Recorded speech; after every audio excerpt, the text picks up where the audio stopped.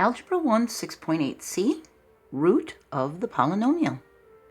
The root of the polynomial is sometimes called the zero of the polynomial. If a polynomial has one variable, a root is any value of that variable that makes the whole polynomial equal zero.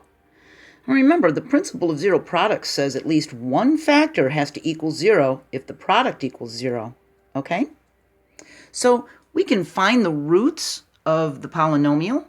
We've got x squared minus 5x. First thing we do is set the polynomial to equal 0. So it's x squared minus 5x equals 0. And we factor it. It factors out to x times x minus 5. We have our equals 0 at the end.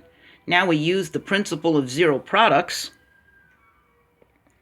that at least one factor has to be a 0. That means at least one of these has to be a 0.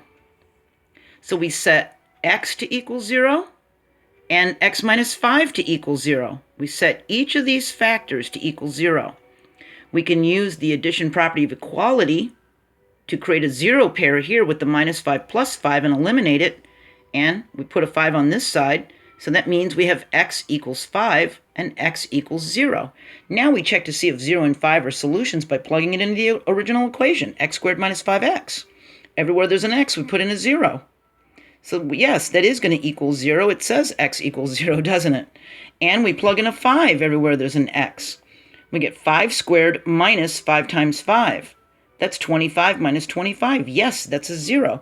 So the roots of x squared minus 5x are 0 and 5. See? It's the solutions. It's the roots. All right? Let's take a look at this one. Find the roots of the polynomial 4x squared minus 25. We set the polynomial to equal 0. So now we've got 4x squared minus 25 equals 0. We factor a difference of 2 squares. So we get our two sets of parentheses. We throw a 2x in front here and a 2x in front there. And what can we put here and here that's going to equal a negative 25? A minus 5 and a plus 5. And we set it to equal 0. And we use the principle of zero products. And we split it up and we set this to equal 0 and this to equal 0. And we use our properties of equality. So we can add 5 here to eliminate this negative 5. So we add 5 here. We get 2x equals 5. See that? And to isolate the x even more, we divide it by 2. That gives us our friend the invisible 1, the identity property. So we know x equals 5 over 2. And on this side, because there's a plus 5, we take away 5 from each side and isolate the variable and the coefficient as a 2x equals minus 5. Now we can divide each of these sides by 2 to get that variable alone, and we get x equals negative 5 over 2. Now we check by plugging them into the equation. Everywhere there's an x, we put 5 over 2. Everywhere there's an x, we put negative 5 over 2. And we end up coming out with 25 over 4 times 4. That's 100 over 4. That's 25. 25 minus 25 is 0. So yes, that set it to 0, didn't it?